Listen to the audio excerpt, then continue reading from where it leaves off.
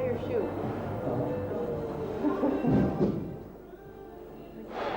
There we go. Start out with leg training, and what I'll show you is five or six exercises per body part. Normally what we like to suggest people to do is to pick between 3 and 5 of your favorite exercises for each body part, and then do about 5 or 6 sets on each one of those. Now every time you go into the gym, you don't have to do the same 4 exercises. You should vary that, and we'll answer all those questions later about how to put a program together and which exercises are best for different goals that you may have, slimming your thighs or gaining muscle mass.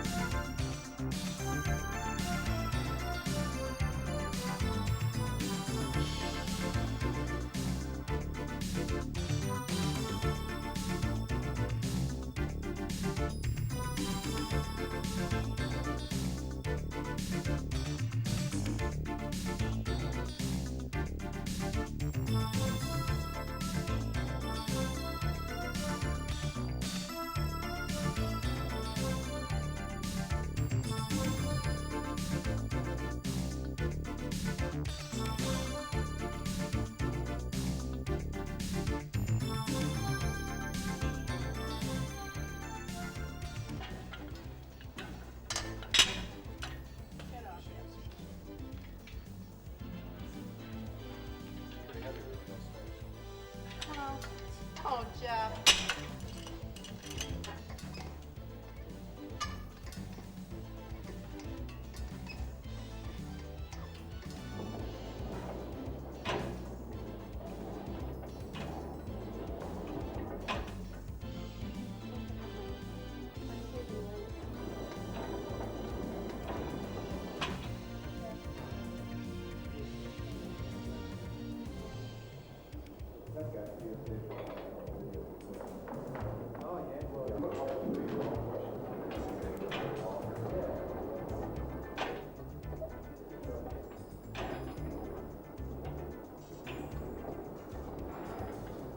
And then the leg extension, which should always be done in a nice controlled manner. You never want to swing the weight back and forth real fast, because then you're just using inertia to do the lift and not the strength of your muscles.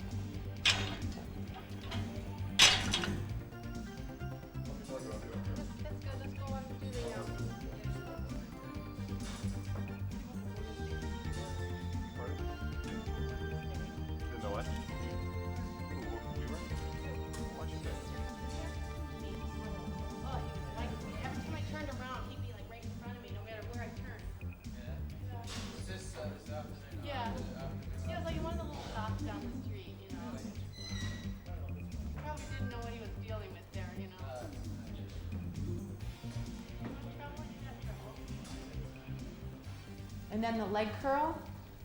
There's many different ways and different pieces of equipment that leg curl can be done on. There's lying leg curl, standing leg curl. There's actually a seated leg curl nowadays. And I particularly like the standing leg curl, because you can go through a much greater range of motion. And then the lying leg curl, which this machine is actually quite nice because it puts you in the proper position where it keeps your hips down. And most of you people out there look like you do a lot of training, and you know that you're not supposed to raise your hips when you do the leg curl. Otherwise, you put the strain on your back muscles versus on the hamstring muscles.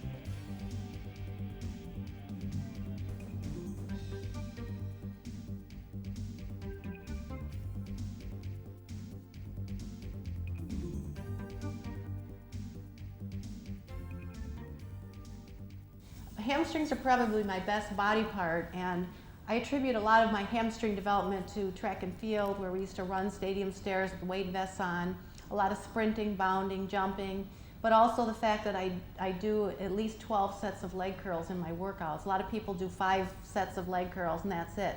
But I'll always do like 6 lying leg curls, 6 standing leg curl, and I may go up to 40 repetitions on each one.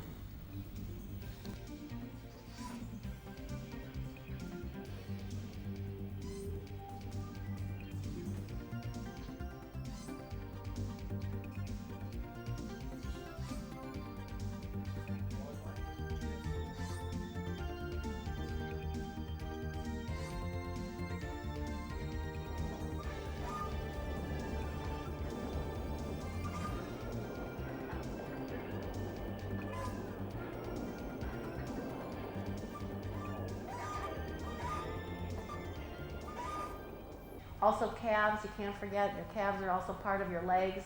And this is one of my favorite exercises.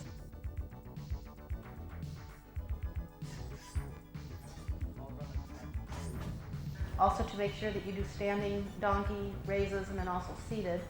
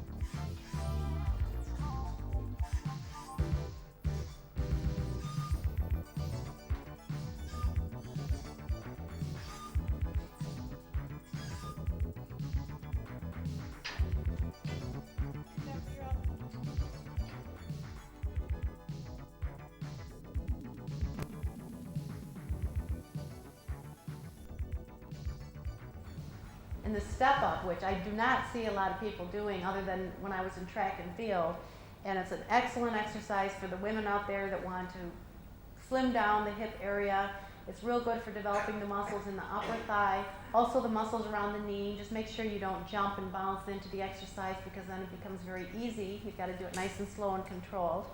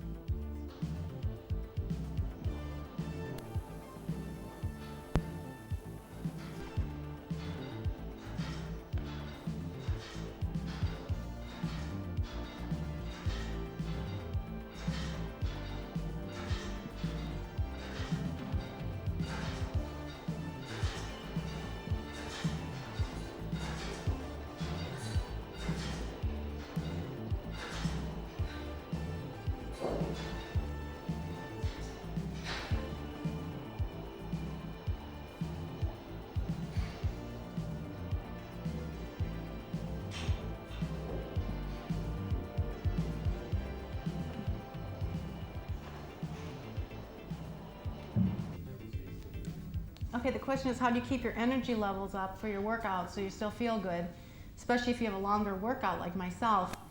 I think a lot of it depends on your schedule, and what you're eating. First of all, if you're working 8 hours a day and then you try to go to the gym and spend 3 hours in the gym, you're going to be tired. Also, if you're not eating right, let's say you get up in the morning and you go right to the gym without eating anything at all, your energy level may be down.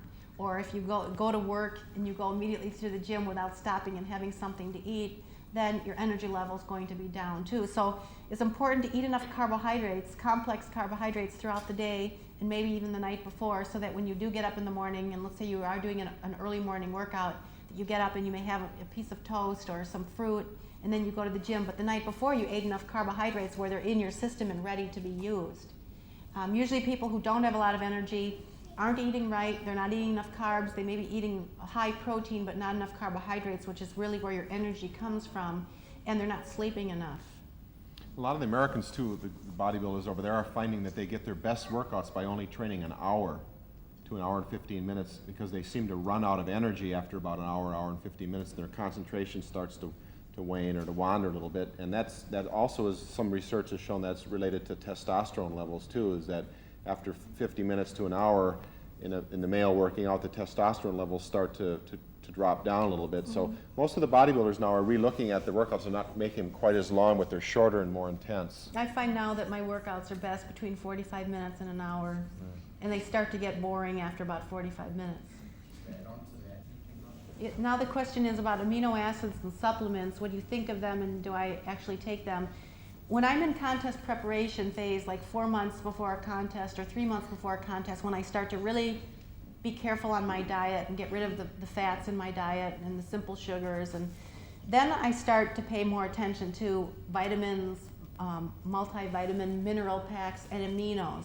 And I have a special problem because I'm a vegetarian, and so I don't eat meat products. So my protein and my aminos have got to come from either supplements that I'm taking or protein powders or egg whites, really. But I think that aminos and vitamins are very good, especially for people that are on very strict diets, that are under a lot of stress. Pregnant women need special vitamins and extra vitamins. Women need extra iron, calcium. But as far as for the general person who's eating well and sleeping well and not overtrained or overstressed, they really don't need a lot of extra supplements. But that's very rare where you'll find somebody who's so perfectly healthy. It's such a perfect schedule. Cory has a little bit of problem with amino acids too. If she takes too many of them, that sometimes the capsules are a little bit harder to digest. And if you take them right before a workout. If you have indigestion or something like that, it doesn't work very well. But they're starting to make a lot of the amino acids that are sublingual that you can just put under your tongue and it'll dissolve and get in your system real fast. So I think sometimes that bodybuilders get a little bit too caught up with amino acids, and basic protein powders are more efficient to mix up in a formula rather than having to swallow pills all the time. But either way, you just have to make sure you're getting enough good quality protein in your diet. Okay, now the question is about eating before you do a workout. I cannot eat my normal meals before I do a workout, especially if I do back workout or leg workout. Things where you're bent over and you're putting pressure on the abdominal wall, or sit-ups. Abdominals are, it doesn't so much matter if you're doing an arm workout or a shoulder workout or a chest workout, but that's all something that's very personal. I mean, Jeff can eat so much food and he'll go and do a leg workout and it won't bother him at all, but I get heartburn. But I only do one set. So. And then he sits there and he eats and reads in between sets, so. It's the Weider reading principle. Yeah.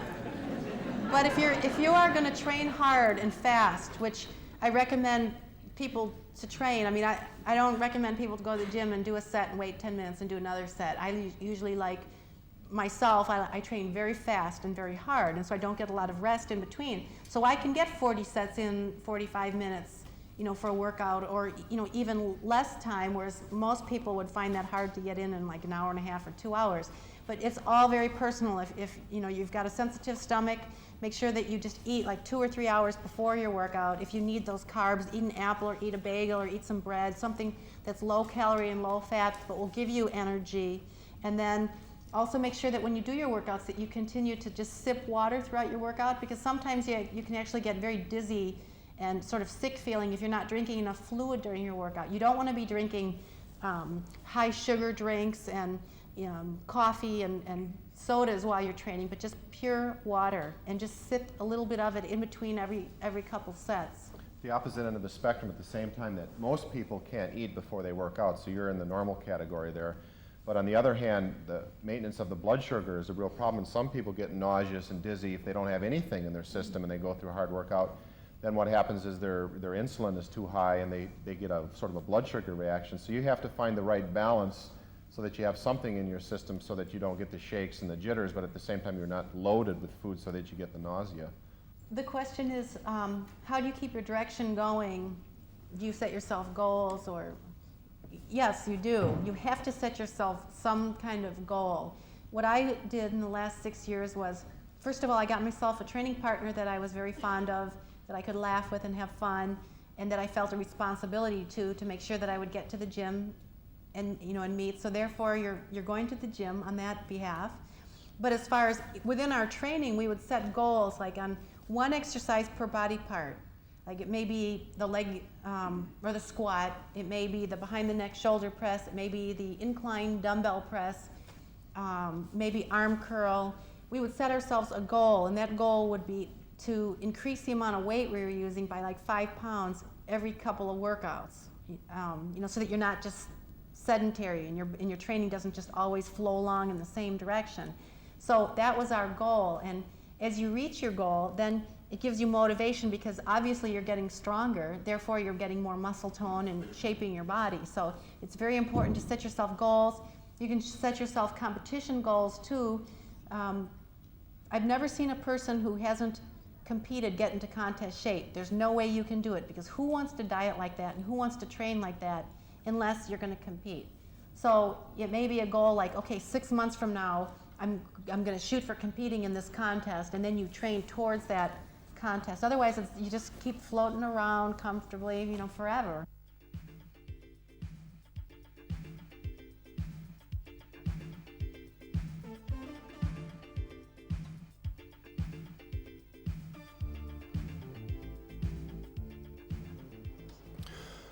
Cory's now doing chest work. This is a seated chest press.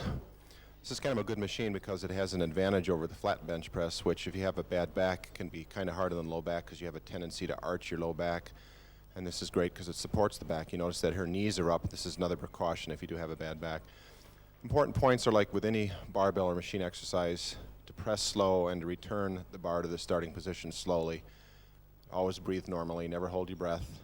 Make sure you get a full range of motion, way back, stretch the pecs out for all the reps that you do, whether it be a low rep set of 6 to 8 or a higher rep set of 12 to 20 reps. Technique is important in every exercise.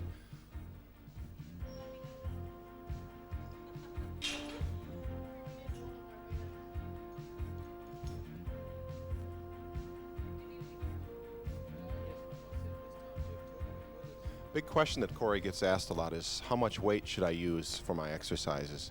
This depends upon your goals. If your goal is great strength and power, you want to work out with heavy weights. That means the amount of weight that's very hard for you to do 6 to 8 repetitions. This builds strength and power. If you want to work mostly on muscle endurance, then you would use higher reps and you would train with a little bit less rest between sets. For muscle endurance, you might want to do between 12 and 20 reps, and of course you're not going to be able to use as much weight then. But it's important on every set you do, no matter what reps you're using, whether it's low reps or high reps, to use as much weight as you can for that set, for those reps. That way it's relative. It might not be so heavy for the 15 to 20 reps, but it is still heavy relative to the amount of reps that you're doing. Cory's next exercise for chest training is an incline press using a machine. Here her upper body is inclined at an angle of about 60 degrees, and this particular angle in this exercise then puts most of the stress on the upper part of the pectoral muscle, the upper chest, and the front part of the deltoid, although there is some work with the tricep involved as well in the back of the arm. But this is a great exercise for you women out there because women have a tendency to be very thin in the clavicle areas, and this will fill in that muscle area in the upper pec. Again, you would do heavier weights for the low reps for more strength and power, and medium reps with a medium weight for more building and shaping.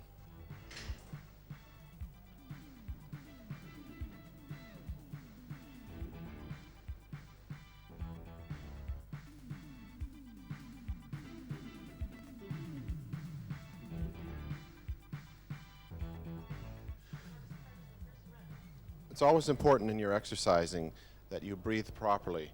And if you're confused, if you just can't seem to breathe normally, then always exhale on the lifting part. Never hold your breath. Always exhale when you're pushing the weight up or away from the body.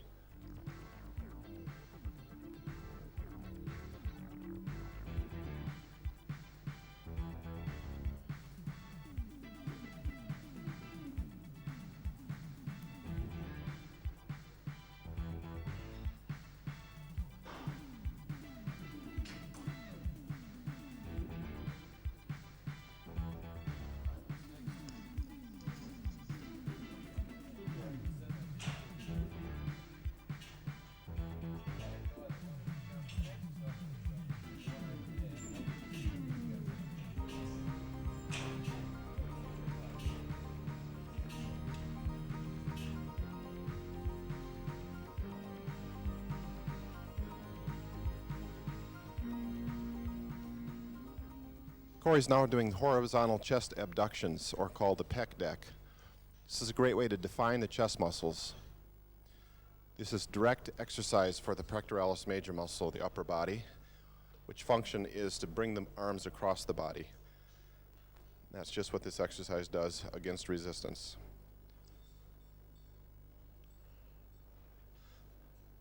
Another way to do this is with cable flies or lying on a flat bench with dumbbells. It's important to go slow and steady and always breathe normally.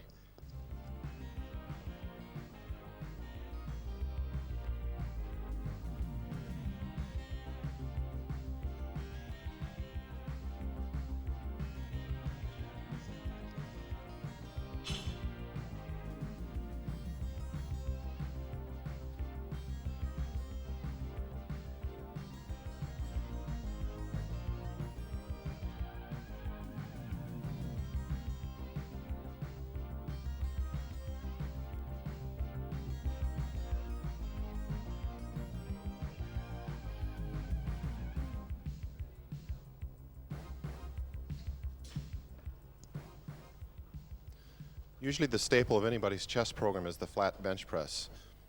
This is rather like doing a push-up. Push-ups are also good for the chest muscles if you haven't got equipment, but the flat bench press builds up the entire upper body, tricep muscle back of the arm, shoulder or deltoid muscles, and pectorals or chest muscles.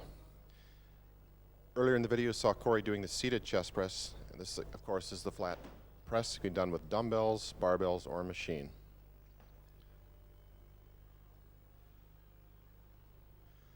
Notice how Cory keeps her upper body very stable on the bench and doesn't move around. It's very important to keep your body in a fixed position so that all your muscles can operate most efficiently.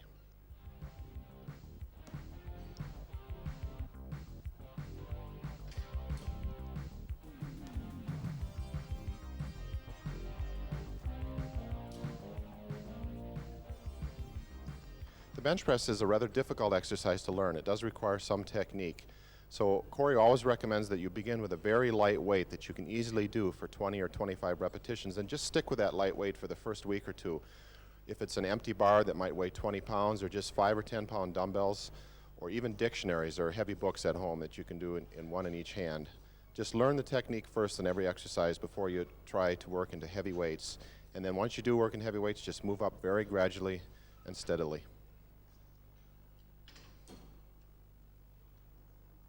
The question is, how prevalent is steroids in the United States and in female bodybuilding? I used to be very naive to it, and honestly I would believe that it was not existent within the sport. And you know, I used to believe that when I was in track and field too, and now I'm seeing that there was steroid use in track and field when I was competing, and I think that there's more steroid use in bodybuilding than I would like to see. I mean, anything is more than I would like to see. But with women's bodybuilding, we've got an advantage in that we've been drug tested since 1984. Since the first year I was in the Miss Olympia, they tested the professionals. Now that's the professionals, it's not the amateurs. Now they're starting very slowly to start testing the amateur women in different contests. They do like the major ones, the America and the USA, but now they're starting even to go into the lower level ones. So that will help control the drug use. Also, the fact that they've used random testing in the past.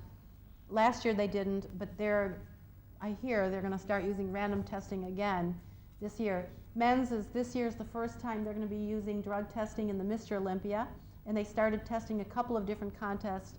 In the last couple pro shows were tested, so they're starting now to control the men's contest too. Well, yes, I mean, usually if you have trouble sleeping, sometimes that can mean that you're overtrained, and Not trouble sleeping, just in terms of... you just don't have time to sleep? Well, that's a hard one. You know, you certainly, it's sort of like, not getting enough sleep is sort of like being older and working out, because the effect on the body is sort of the same. You don't recover as well.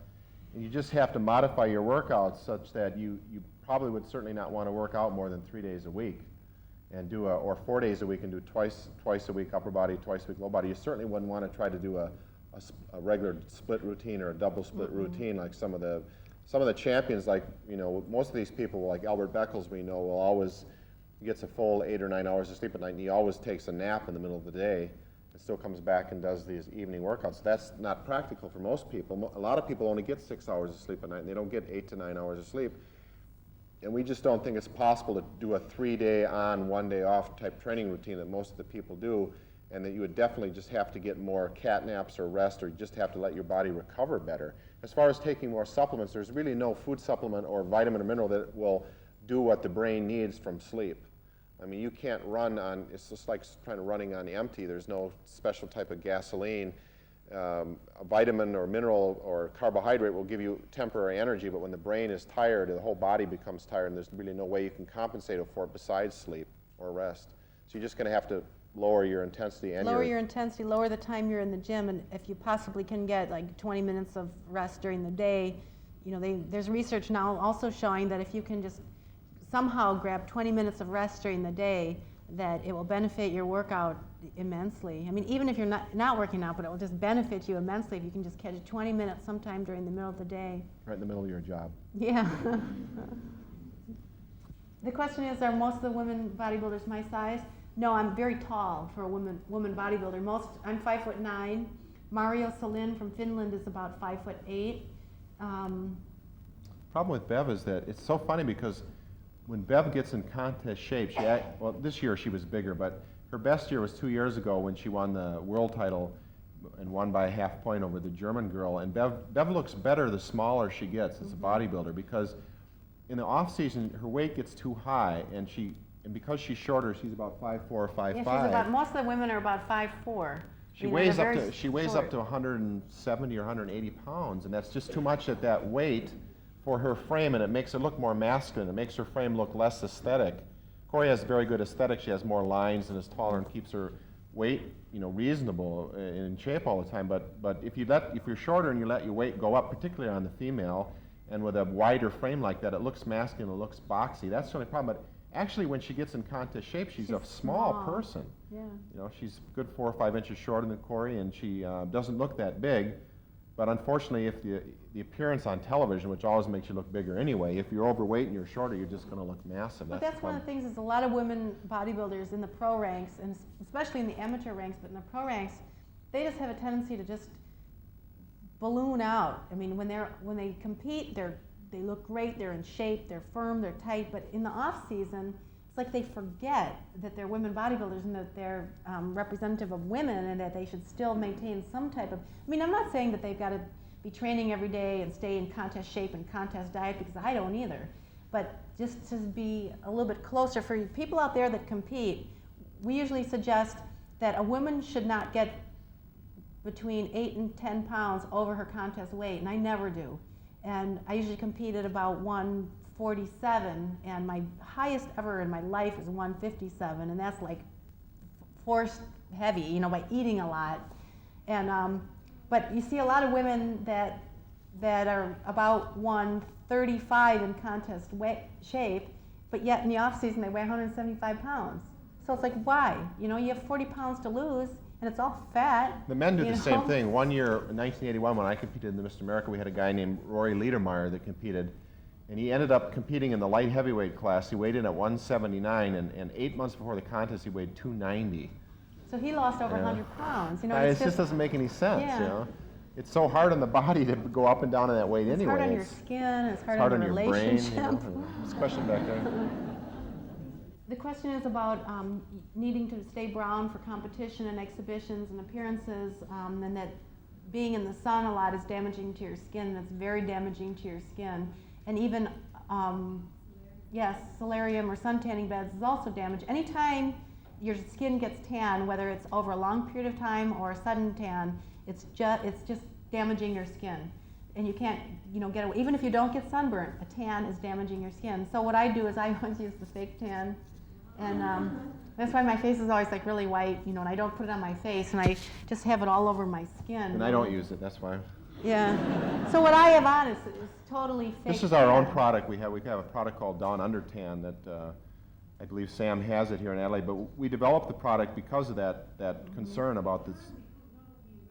No, it's not. No. And most people don't compete all year round. Like I compete once a year. And so if I get a little bit of sun before my competition, it's okay, because it's the only time the whole year I'll get any sun at all. But I still use the fake artificial colorings, and it's just much better for your skin. And now with all the research that shows all the detrimental effects of sun damage and the sun and solariums, it just doesn't make sense to be sun worshippers today. A little bit of it's not going to hurt you, No, but a I little mean, bit, you don't want to lay out in the sun all the time. That's certainly. And especially to just keep your face under cover. If you do want to get a little bit brown on your body, that's okay. But just make sure if you're laying in the sun tanning beds, you keep your face fully covered and just use It's even some more makeup. dangerous in Australia, from what I understand. They have more depletion of the ozone layer over Australia than any other place in the world. So. Plus they have nude beaches here too, don't they? What'd you say? Yeah, More more coastline. coastline, more nude beaches. Yeah.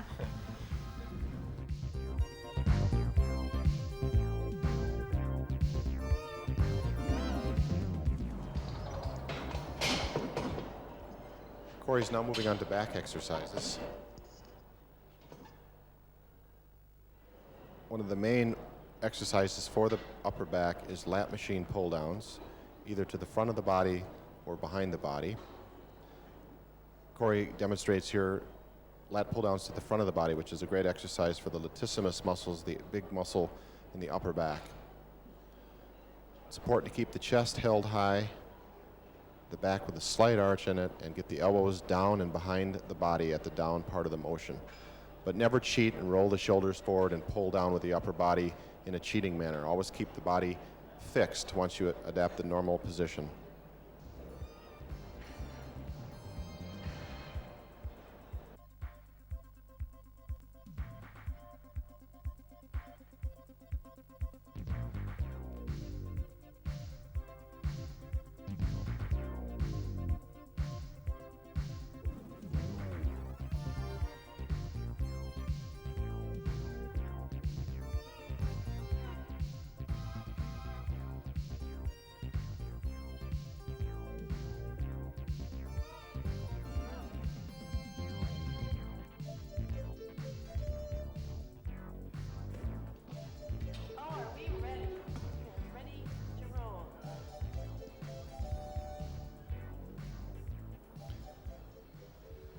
Normally for an upper back workout, you do 3 or 4 basic exercises with between 2 to 5 sets of each exercise, depending upon what level you're at, as far as how competitive you are or how advanced you are in terms of how many months or years you've been weight training.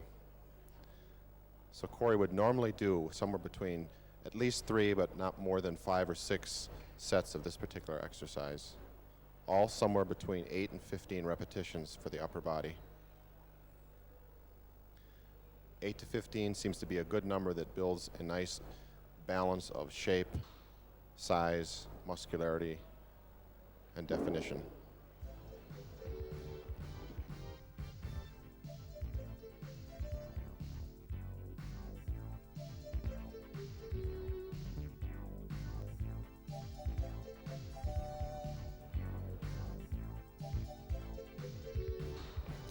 There is a difference when you pull the bar down behind the head instead of to the top of the chest. When you pull to the front, you're primarily working the latissimus muscles. However, when you pull to the back, you bring in the posterior deltoids and some of the inner upper back muscles more in assistance, and takes some of the strain off the latissimus muscle. So you really should do both forms of the exercise in your back workout.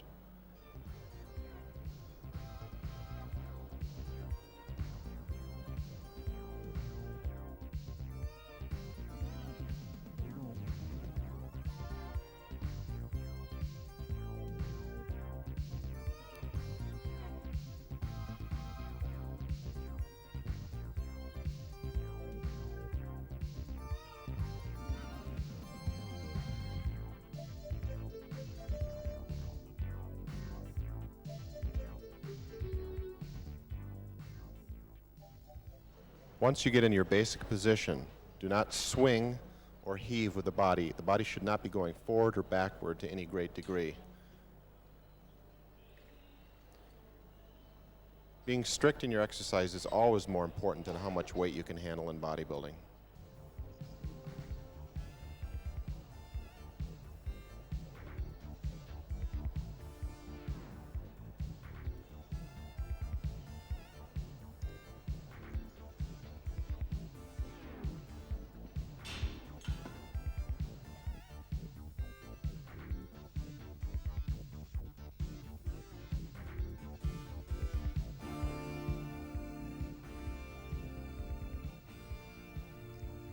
It's especially important to stay very upright when you do the pull down to behind the head.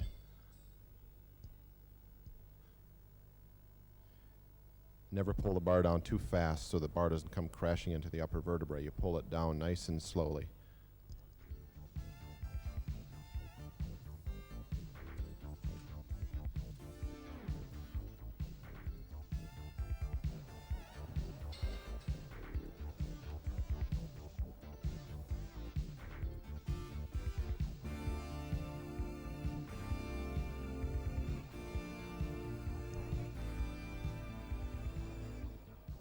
The dumbbell row or barbell row is a great exercise for all of the muscles of the upper back. Notice the way Cory's got her knee bridged on a bench. This is to take strain off the lower back, so that all you have to do is concentrate on getting your elbow up and back to really work the muscles in the upper back. Again, it's an exercise where you do not need to use real heavy weights and swing the weight up, but concentrate on good technique and isolating the muscles.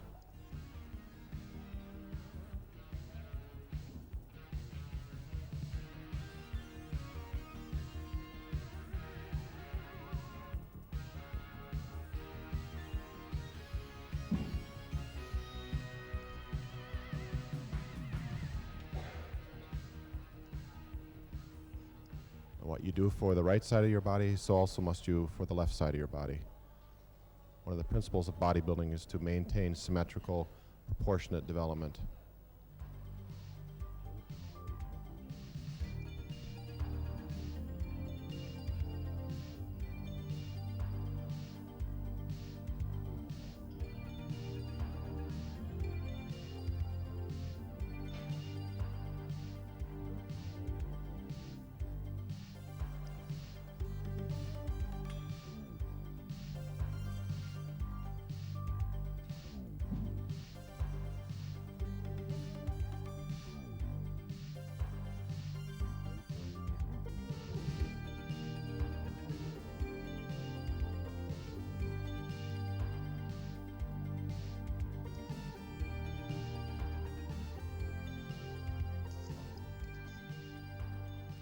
Earlier you saw Cory doing an exercise called a seated chest press, which was easy on the low back. Here's a seated rowing motion, which is a way also to work the upper back, but taking it easy on the low back. If you have a bad low back, this is a very good way to work the upper back without stressing or straining the low back. As with all back exercises, it's important to get the elbows beyond the body at the bottom of the range of motion. That ensures full contraction in the upper back muscles.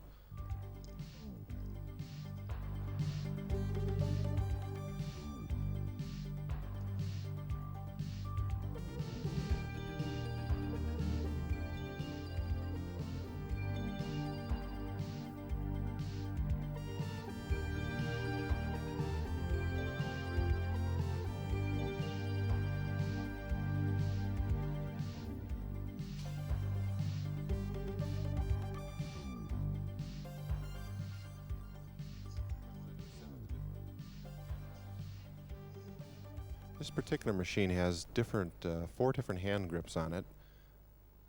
In one, you can have your hands in mid-position like Cory just had, or in the other, you can have your hands in full pronation. Basically, it's a matter of comfort, what you like doing most. Important things are to stay stationary, get the elbows behind the body, contract the shoulder blades together, maintain an upright posture, breathe normally, and get a great workout on this machine.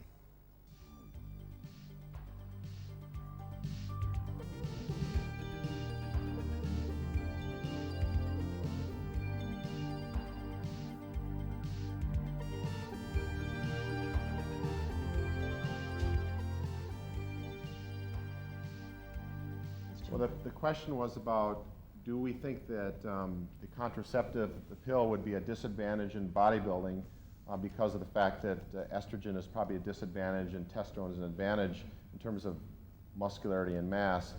I think that the dosages in the female birth control pills are so small that it's not really a factor. I know some of the female bodybuilders do use forms of birth control pills, but most of them don't, simply because of probably more of the possible health problems that might occur over long-term use from that, and use other forms of birth control. But I think that the dosages that you're talking about, I don't think that it would really have a strong factor. A bigger problem is the fact that some men that use artificial testosterone and anabolic steroids, one of the side effects of that is conversion of part of the testosterone into estrogen.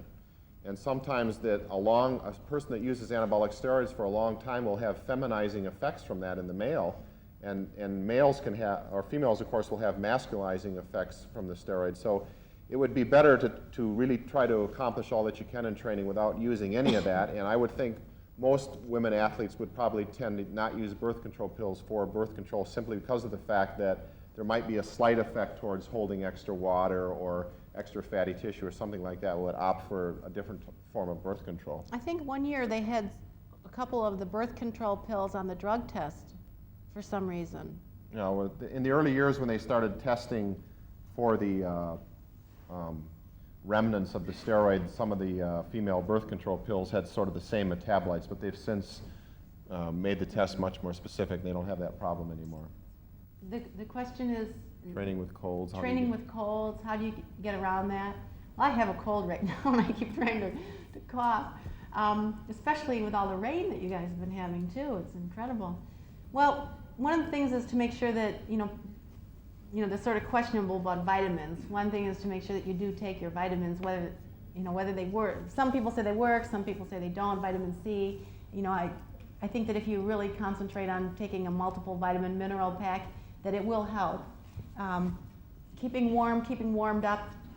If you go to a gym and it's very cold, don't immediately start your workout, but keep your sweat clothes on, your tracksuit, and go through a real nice warm-up, stretching your legs and your shoulders and your back and your arms and your chest, hamstrings, before you start your workout.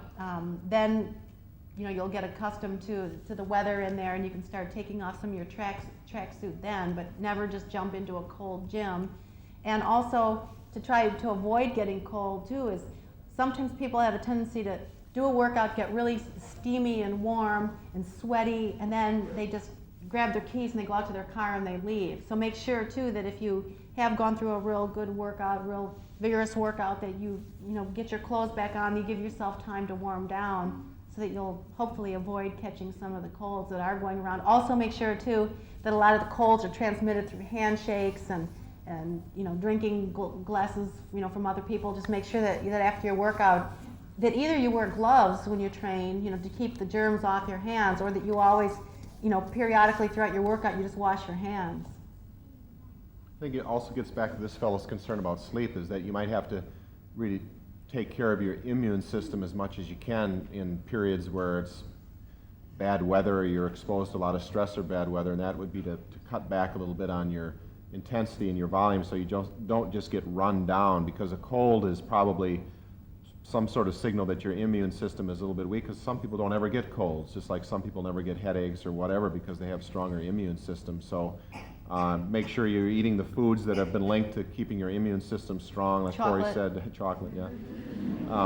you know, the vegetables and the fruits with high vitamin A and C Play and with a things lot of like koalas. that. Vegemite. They're always high on something. Okay, the example of a typical day's diet. Chocolate. Let me start over again. Chocolate.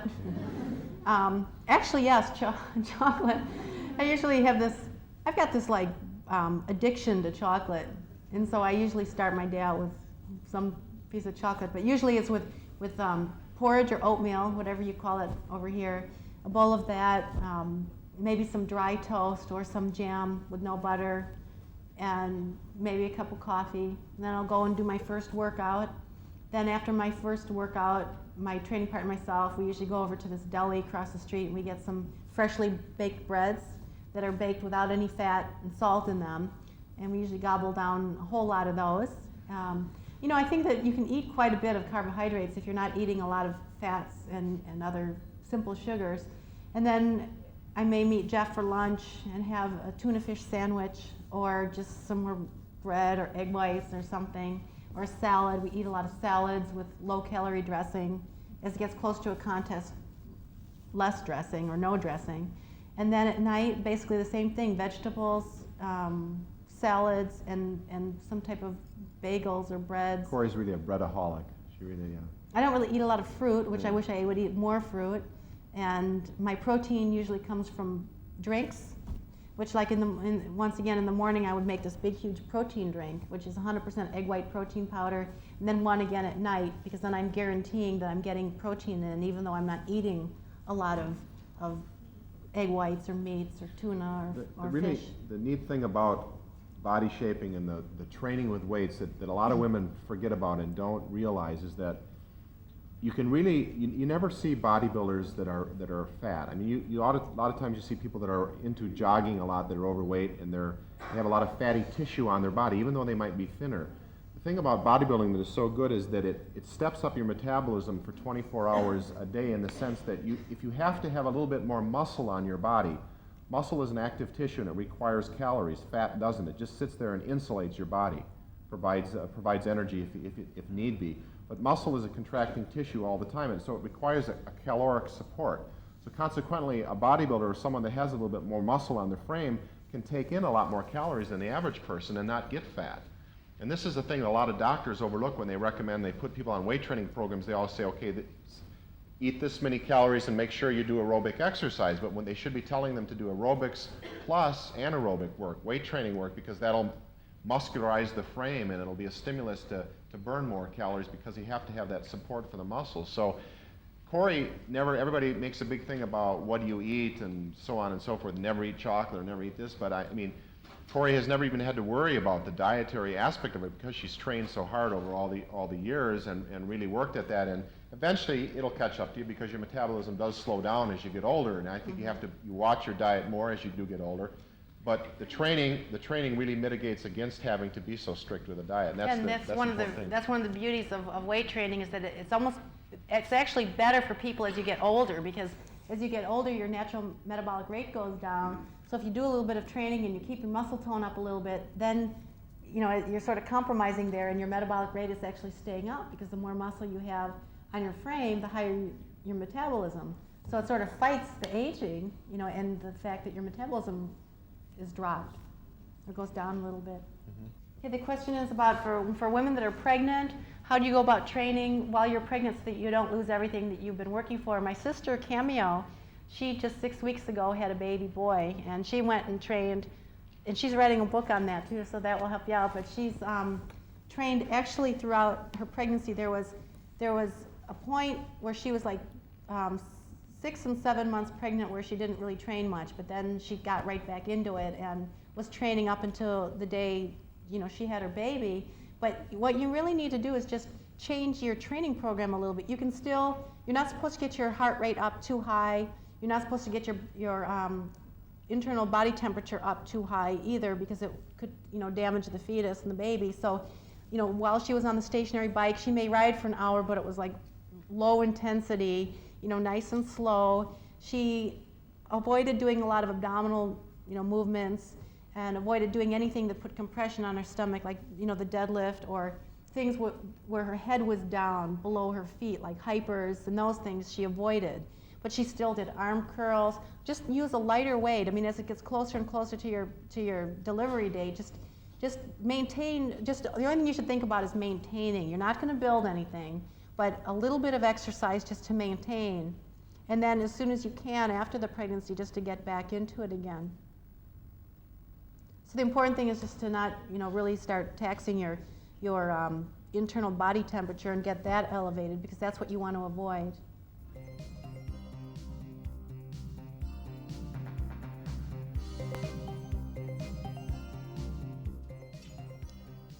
You've trained chest, legs, and back with Cory. Now Cory's training her shoulder muscles, the deltoid muscles, and doing a raise motion to the side, a lateral raise, to work the medial part of the three-headed deltoid muscle. It's a very simple movement. You just keep your elbows at least as high as your wrists and just raise your arms out to your side in the motion of abduction. You can do this with books, you can do this holding onto dumbbells or on a special machine such as this.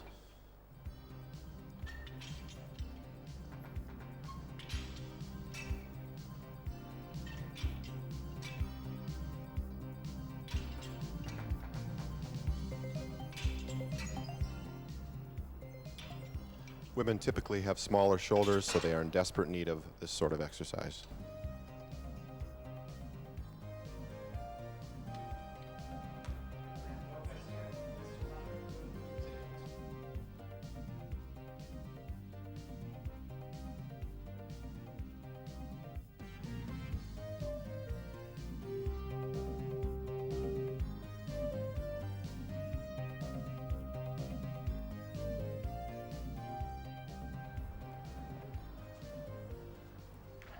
The best pieces of equipment to have for the shoulder muscles or the deltoid muscles are just 2 dumbbells.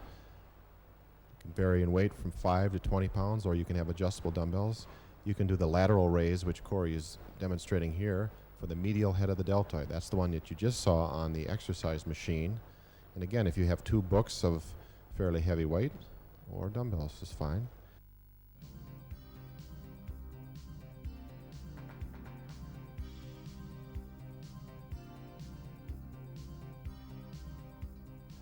Front raise for the anterior portion of the deltoid, and this is a great one to build up that thin area on women around the clavicle or the collarbone area.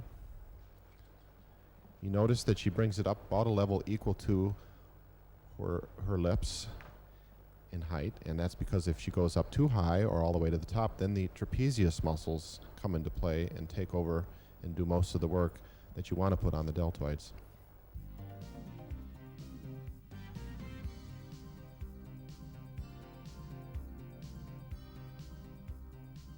The bent over form of the lateral raise, because of the angle, now places most of the stress on the posterior portion of the deltoid.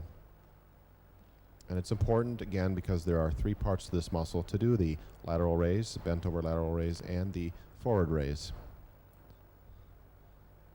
This one is very hard, so you cannot use much weight for this exercise.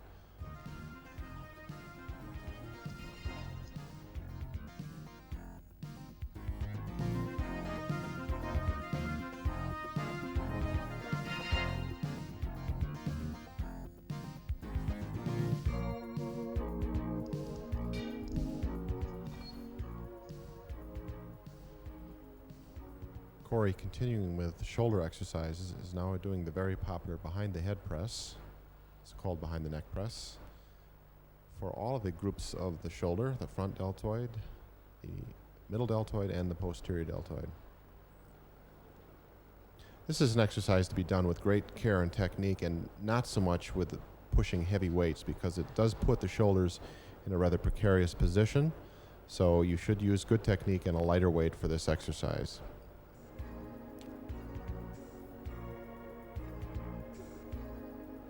You can do this in a seated or standing position.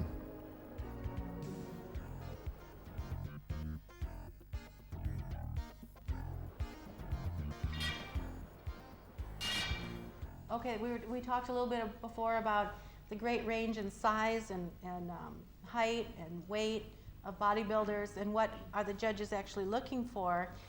They're looking for, whether it's in a person that's 5'1" or a person that's 6'1", they're looking for like this package. And the package is a person who's got real nice symmetry and proportion. And right now, the term symmetry and proportion is defined as a person who's got relatively wider shoulders to their waist, that has a nice taper, like if you picture a swimmer, that has a nice taper or V, and that has flowing muscles in all their body parts. Their muscles aren't real stringy. They're full. They've got nice muscle bellies. They're nice and sweeping muscle bellies. And it doesn't matter what your height is, because you can have that type of a package on a short package or on a tall package. They're not really looking for, in women's end, for somebody who is going to be competition for Lee Haney that's got that much muscle. Because once again, the emphasis on women, we can't develop the type of muscle men have. We can't develop the type of definition men have because we have different metabolisms. We have slower metabolisms.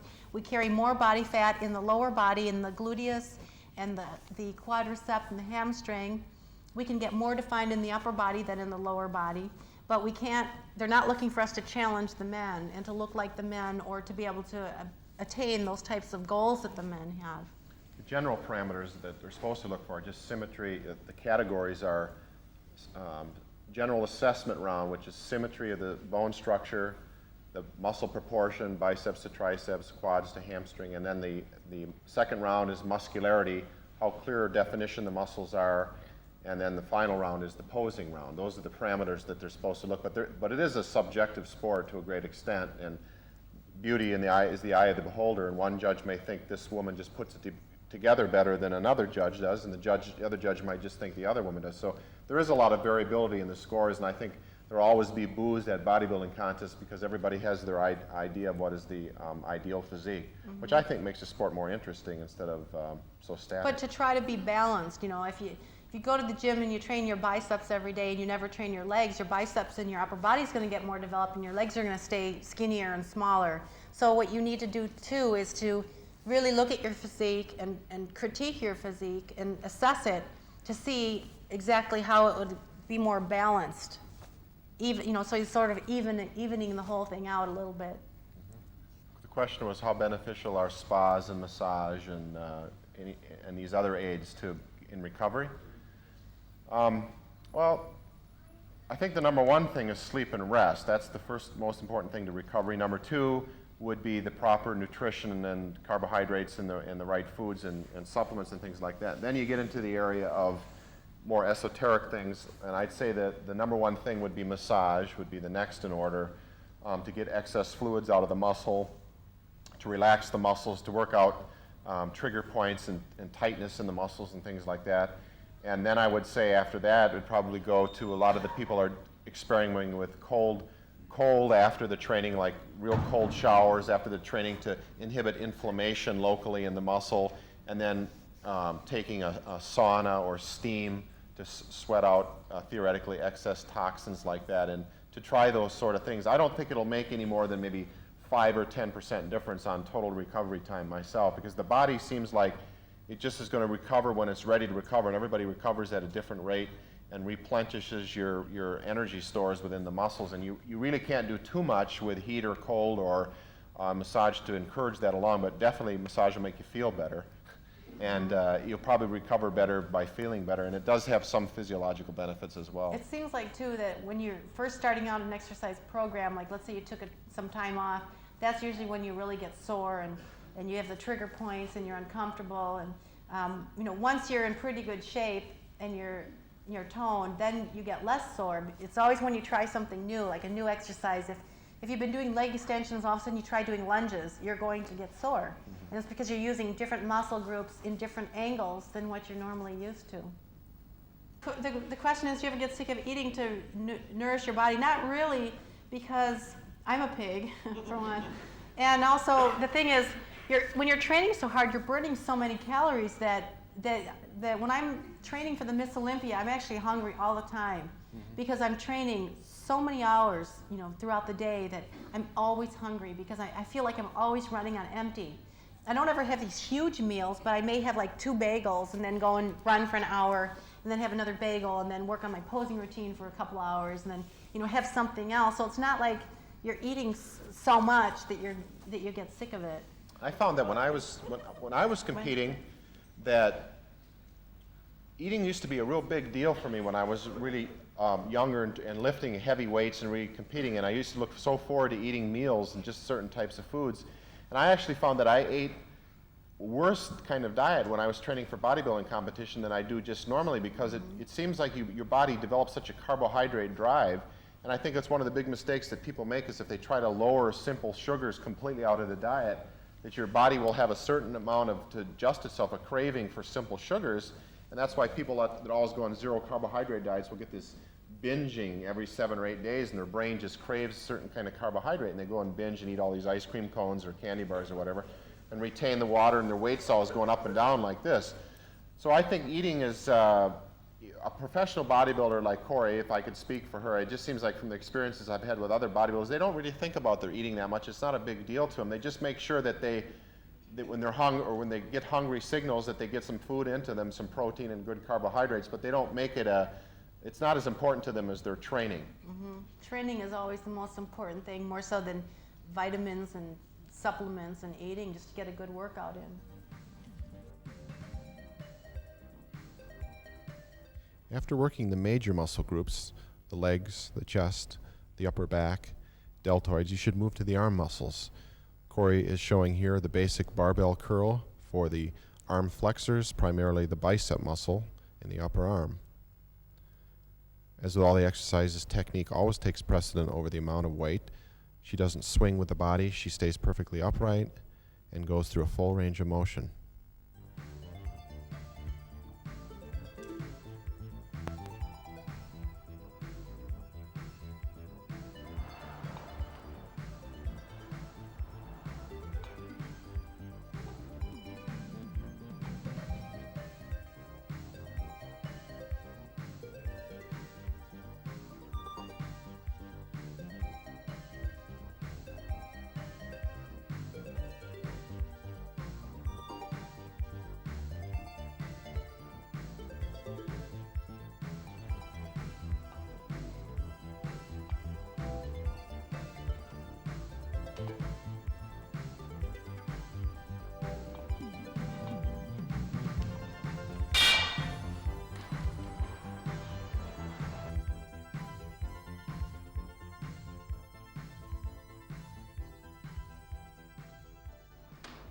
At your option, you can do curls with the barbell or with dumbbells. Cory's now demonstrating dumbbell curls and using an alternating style, up with the right arm, then up with the left arm. This develops a nice rhythm when you do this exercise, and that's part of lifting weights, is learning the neuromuscular pattern to the movement, the skill to the movement, and it really is a way to better isolate the muscle and get better development. We recommend for women 10 to 15 reps for the upper body for the best combination of muscle shaping, defining, and building some strength. For those of you who want more strength, power, and mass, use heavier weights for lower repetitions.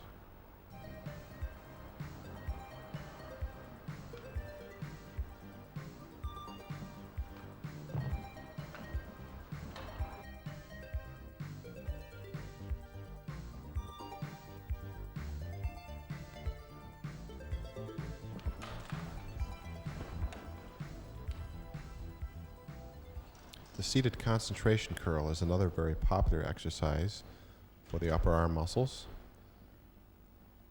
Several times we have related to the fact that if you do have a bad back or sore back, that you can modify your exercises to take the strain off the low back.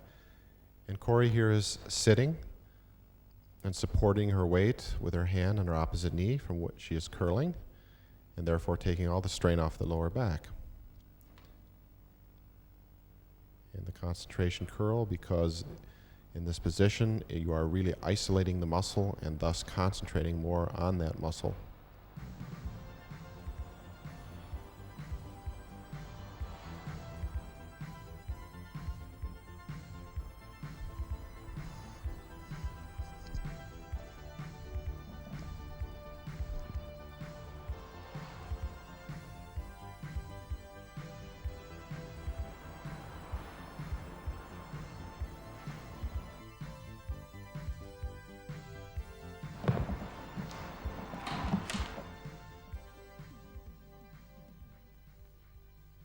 bodybuilding, Cory has always stressed muscle proportion.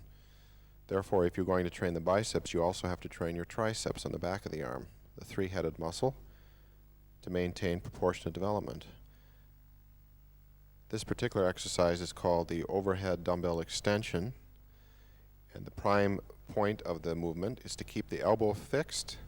Simply articulate at the elbow, lower the dumbbell down behind the body, keeping the elbow fixed, and then straighten it out. Do it on both arms, or you can even hold the dumbbell together. Not doing it one arm at a time or doing it two arms at a time. Get a good stretch on the tricep, keep the elbows fixed, and simply extend, straighten out the lower arm.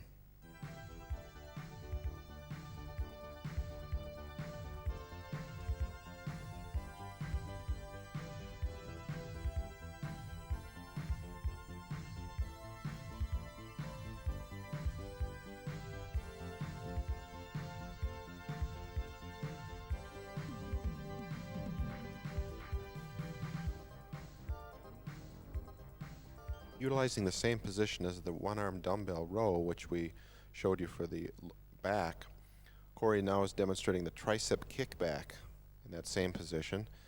She tries to keep her upper arm as fixed as possible and merely straightens out the lower arm, kicking back by straightening out the lower arm with the power of the tricep. The function of doing these exercises this way, they're different, and they all stress the tricep muscle from a little bit different angle, putting a little bit different work on the varying three heads of the tricep muscle. Much the same way that you do different exercises for the deltoids, which are also a three-headed muscle. Cory's third tricep exercise is the lying tricep extension with a barbell. She lowers the bar very carefully towards the forehead, and I stress the word carefully here. Keeping the elbows fixed, which is important in all tricep exercise, she merely straightens out that lower arm with the power of the tricep. And this further isolates the different heads of the tricep at various angles, different angles. You can also do this movement in a pressing motion, a close grip tricep press. Because your hands are real close together, unlike the bench press, where your hands are wider, most of the work is shifted to the tricep muscle and the front deltoid rather than the larger chest muscles. So this also will work the tricep. In a final way, a different form of the exercise is the combination close grip tricep press with the pullover. The press part works one part of the tricep head more, and the pullover works a different part of the tricep head more. It also works the upper back muscles as well.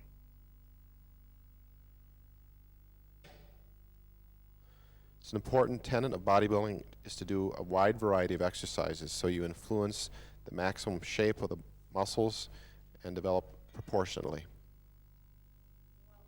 The question was working out twice a day, would that in likelihood lower natural testosterone? I think that would depend upon the individual again and how long the workouts were. Great athletes that have accommodated to higher workloads can work out. Some of the Bulgarian and Russian Olympic weightlifters work out 6 times a day. And they work out for between 30 and 50-minute sessions. Like they'll do it every 2 or 3 hours. They'll do some kind of high-intensity work, trying to ride on that natural production of the right hormones. But personally, when I was working out 2 times a day, for me, really beat me. I couldn't recover for that. And some athletes that are younger, in their teens and 20s, can do that. And I just think it depends a great deal on the person's recovery ability. Generally speaking, I don't think it would have a detrimental effect on the testosterone if the workouts were not too long and you had a natural ability to recover for them. The question was cosmetic surgery. Is that used much among the champions?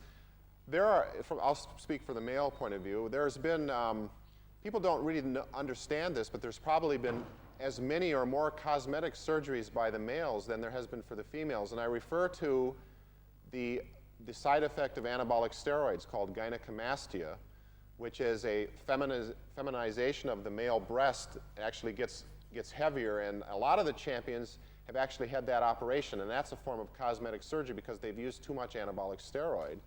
I know a couple guys that have had their noses repaired and things like that, but it's not for bodybuilding. It's just something that they feel like personally that they wanted to do. I think that there's a big misconception that male and female bodybuilders have a lot of cosmetic surgeries, just period, and have a lot of cosmetic surgeries to enhance bodybuilding. And I think that's a real big misconception, because anybody that has a cosmetic surgery, as most women out there will know, it's you know, for your own self-image. The exception to that would be the calf implant, that a few of the male bodybuilders have attempted to get away with calf implants, which are clearly against the rules because it's muscle, and the IFBB has caught them and told them to remove the implants, or else has fined them, or you know, not placed them appropriately where they should be. I think that's one of the dangers. The IFBB has to be very strong with the ruling of calf implants. There's even a cosmetic surgeon in California that's now doing pectoral implants for men. And you begin to wonder some days if you're going to be, some guy's just going to have bicep implants and just some kind of robot out there. That's a good question. In competing the night before competition, what do you eat and how do you control your fluid? Well, I think there's a number of different things that people do. What we found actually for women, I mean, we don't have that much muscle to start out with. And if you start to reduce the amount of fluid that you're taking in, your muscles generally look very stringy and flat. Like have you ever seen a person who's taken a diuretic? They look very flat and just stringy. They don't look good. They don't look healthy. They don't look like their muscle has any volume to them. So what I usually do is I usually train the same way I normally train the day up to the show. Some people will, okay, I'm competing Saturday, I'm not going to train a week before the show. Well, I think that's ridiculous, because then you're going to start to put on weight, you're going to start to retain water. So what I do is I train normally all the way up to the day of the show. Therefore, you're perspiring, you're losing fluid through your workout and sweating and respiration. And then if I feel as though I'm retaining water, which sometimes I do, I may ride the stationary bike fully clothed with sweats on. Albert Beckles has a trick. What he does is he takes plastic garbage trash can bags and he wraps them around his legs, and then he puts sweats on over that, and then he'll ride the bike for like half an hour and lose the surface water. That way you're losing the water that's right here in the skin, and you're not losing the water that's deep in the muscle that's making them full. Or you can do things like lay in the solarium with your clothes on, just to perspire, a little bit. And that's what I've been doing. That's why I don't be getting tan. Yeah. But as far as what I'll do is, like the day before the show, I may not drink so much water. Like usually I just drink a lot of water throughout the day, and we do that on purpose, just to flush your system out all the time and to keep your muscles full. But if I'm competing Saturday, Friday, I may start drinking just a little bit of water every couple hours, with your vitamins or with your rice or whatever you're eating, but not drink so much water where your stomach gets bloated, but just drink a little bit every couple hours, because your body still needs the nutrients and water and the minerals, and it still needs the fluid, it needs the volume. As far as what do I eat the day before the show, still the day before the show I'll eat long chain carbohydrates like baked potatoes, rice cakes, pita bread, things that are low in fat, low in salt, but just high in carbohydrate. And as the show gets closer, like towards the evening of the day before the show, I may start eating more simple, shorter chain carbohydrates like toast with a little bit of jam on it. In the morning of the show, I may have some cereal that's, once again, a simple, shorter chain carbohydrate, or a toast with some jam on it to get a little bit of sugars into your system. The morning of the show, you don't really need to eat a lot of protein, or even the week before the show, you don't need to eat a lot of protein, because you're not going to build a lot of muscle the week before the show. What you're trying to do is to maintain the muscle that you have. At the same time, you're trying to lose body fat. So, long chain carbohydrates, low fat, low salt. The question is abdominal training. Is it a good idea to do it with weights and also without weights? We usually try to say to people to do abdominals at least 2 days a week, minimal. You can do them more. I don't think that you can overtrain your abdominals. As far as using weights, I think for men that have a very small amount of development in their abdominal area, it's important to use weights to develop, the muscle size so that they appear, really nice on stage. For women, on the other hand, like I was saying before, we're judged a little bit differently. I think if a woman had abdominals like Bertil Fox or Tom Platz, you'd look really blocky. So for women, it's more important just to keep the area toned and slim and small and tight with a little bit of definition, but not really the huge rippling muscles. But it is important if you want to develop those type of rippling muscles that you use weight. Weights, yeah. Yeah, sometimes you see bodybuilders that have these, like, what we call them as power guts, where there's like not a lot of fat on the stomach, but yet they're huge. You know, there's just like this big, powerful stomach, you know, just sticking way out. And, you know, one of the things is you've got to train very carefully. You don't want to use heavy weights for side bending, and because then you get those big blocky obliques. But if you want to, you know, develop a little bit more muscle tone and muscle rippling in the front of the abdominals, you can use, you know, a plate behind your head and do crunches, or, you know, the sit-up board. But just really, if you don't want to develop the big blockiness on the outside, then don't use weights on those oblique muscles. Yeah.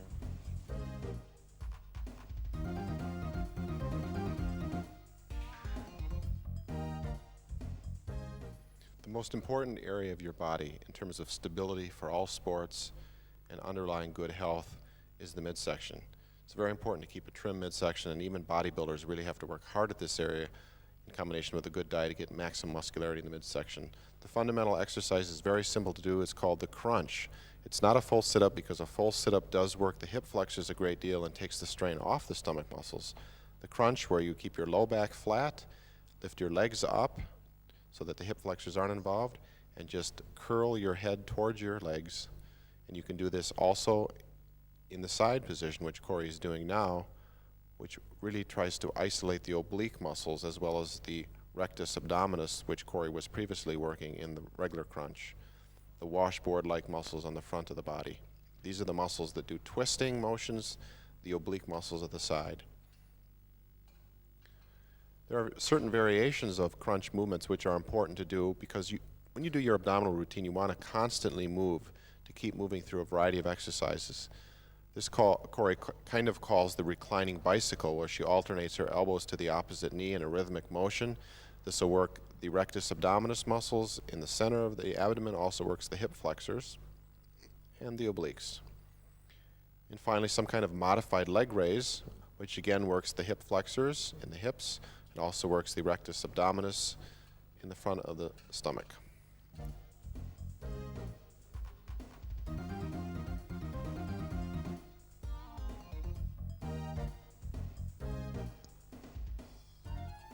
Abdominal movements are really only effective if you eat properly, which means a low-fat and a balanced caloric diet.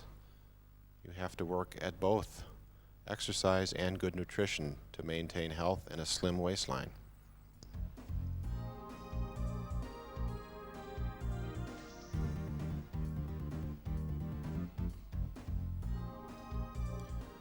The twist exercise is really only effective if you are leaning back slightly to put tension on the obliques and the rectus muscles. If you twist in a perfectly vertical position, then you are simply twisting with gravity, and you're not working against any kind of resistance or in any kind of isometric position. By leaning back slightly, you'll put your rectus muscles into an isometric contracting position, and then by twisting, you work your oblique muscles on top of it. You do them slow, you do not do them fast. That could lead to injury.